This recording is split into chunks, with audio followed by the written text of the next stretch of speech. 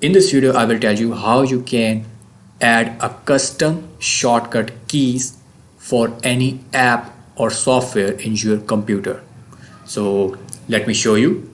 So let's select any software. For example, I will select Internet Download Manager and click on Open File Location. After I reach there, I need to click on the logo of the application or the logo from where you start the application. Right click on it and go to properties. After reaching properties, you need to make sure you are at the shortcut location. Here, as you can see, shortcut key is selected for none.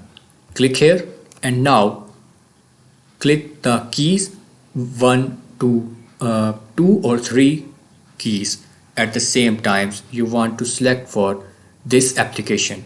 For example, I will select Shift, Alt and Y. Now after it, click on Apply and grant it permission and click on OK.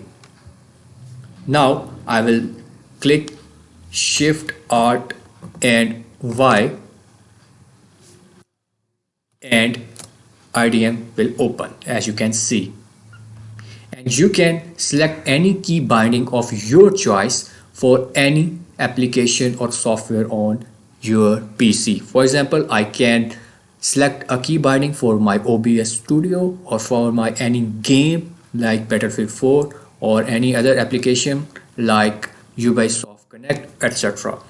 So in this way, you won't have to click here and search for the application or software or do anything. Just click the keys and the application will open up. Anyways, if you like more such tips and tricks, then make sure to give this video a thumbs up and subscribe my channel. See you guys in the next video. Goodbye.